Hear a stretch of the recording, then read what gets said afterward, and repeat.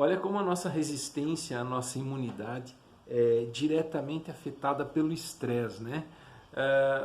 A Fernanda está começando a se recuperar, graças a Deus, e agora que as coisas estão começando a se normalizar, a minha resistência caiu, a minha imunidade acho que baixou lá no pé.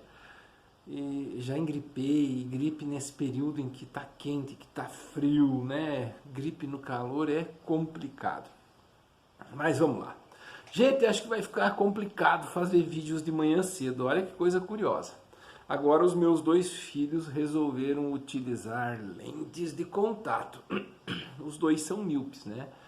O Josué e a Débora. A Débora tem um grau um pouco diferente, um pouco maior que o Josué.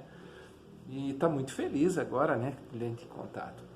O meu grande problema, pessoal, é que nenhum nem outro ainda se adaptou a colocar as suas lentes. E aí contam comigo todos os dias pela manhã para este processo.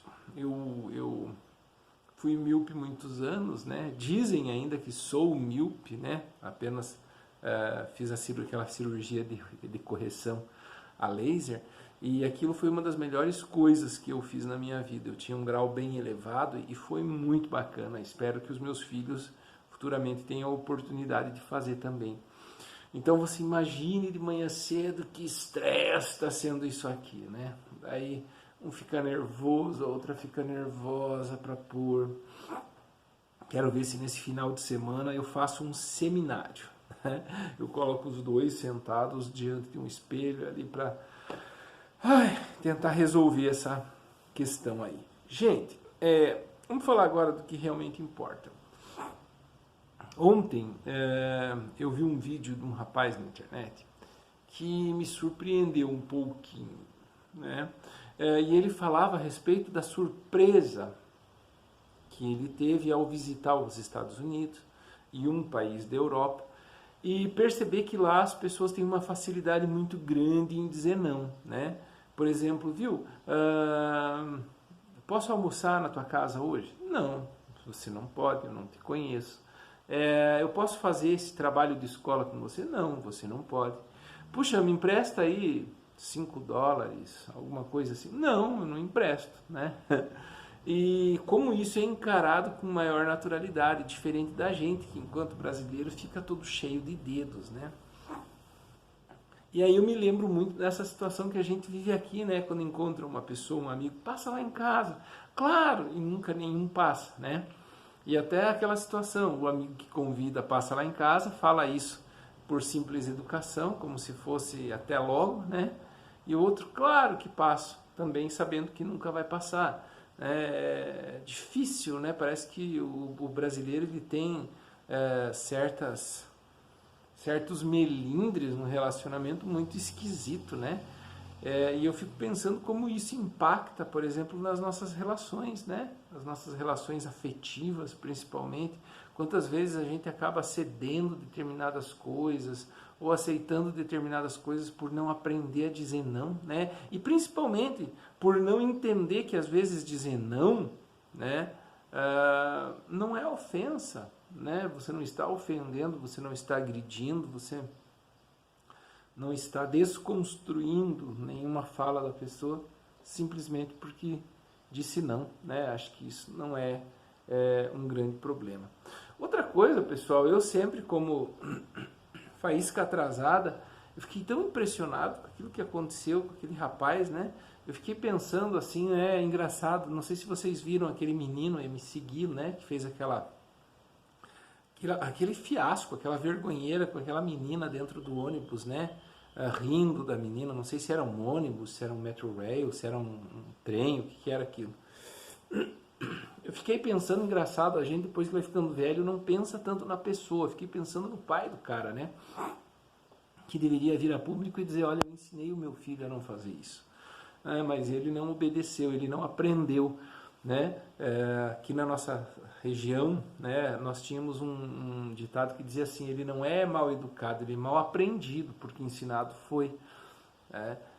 E eu fiquei muito impressionado com aquilo. Eu fiquei pensando, puxa, um cara desse tinha que perder o passaporte, né? Não ser mais permitida a entrada do sujeito lá, deveria responder criminalmente por aquilo, porque, cara, que situação, né?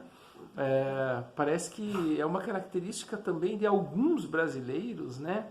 Eu vejo, por exemplo, não sei se vocês estão acompanhando, falando um pouquinho mais pertinho aqui do nosso nicho, né? Do nosso nicho mais próximo. Tem gente publicando nas suas respectivas comunidades aí acórdão de decisão judicial de 2013. O que isso tem a ver com o YouTube?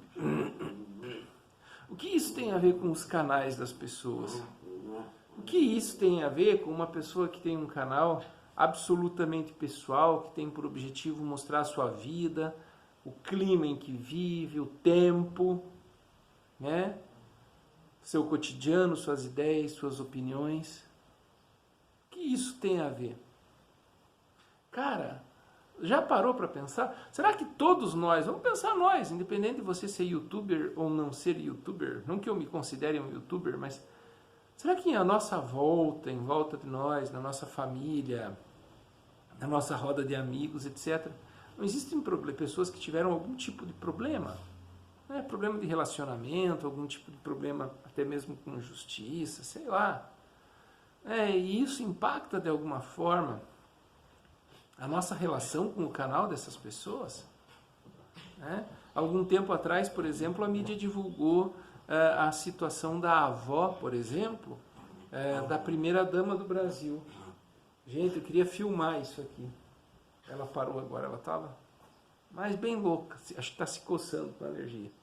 E mostrava a avó da primeira-dama, desta atual primeira-dama, num hospital durante muitos dias, com uma fratura ou algo assim. Né? E absolutamente ninguém nem sequer lembrou, né, de cobrar, por exemplo, a figura da primeira-dama em relação àquilo que estava acontecendo com a avó ou com a negligência com sua avó. E a avó dizia, não, acho que são 4 anos que eu não a vejo, que eu não sei. Sabe, eu fico pensando, puxa vida, essa é uma característica tão própria do nosso YouTube, né? Esse tipo de situação. E eu fico pensando, o que a gente quer com isso? O que a gente quer com isso? Os irmãos Metralha, por exemplo, do YouTube, 2 irmãos, né? Uma youtuber que tem um canal hater e um outro rapazão, né? Todo problemático. Continuam gravando lá seus desabafos, né?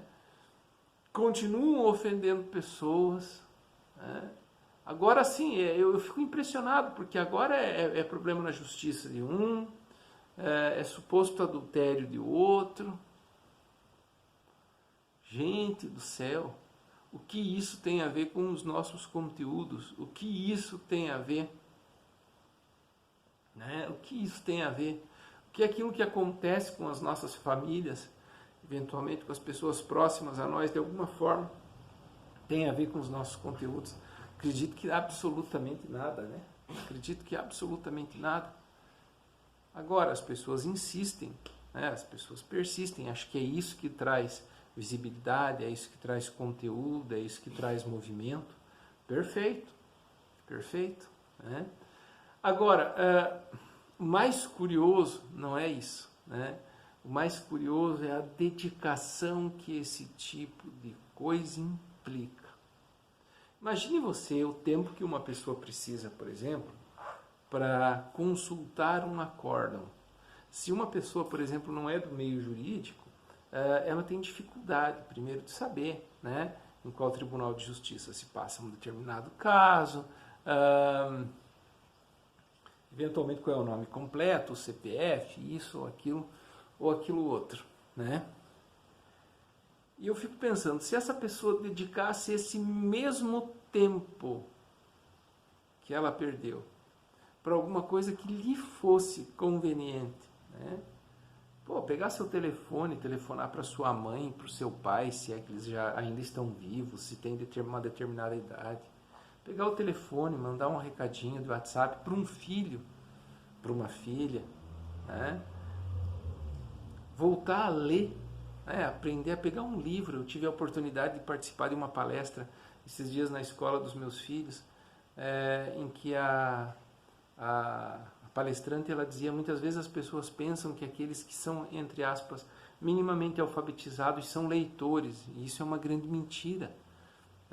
As pessoas perderam a capacidade de ler, as pessoas perderam a capacidade de construir as histórias a partir da leitura, as pessoas perderam a capacidade de organizar as suas vidas pessoais a partir da leitura. E a partir de agora elas tentam fazer isso por meio da vida dos outros, né? Como é que eu vivo? Se eu vivo de acordo com as minhas condições, se eu consigo descobrir alguma coisa a respeito da tua vida. Sei lá, o YouTube ele faz muito bem pra gente, né? Ele tem um lado muito positivo, mas ao mesmo tempo pode ser extremamente complicado, tá bom?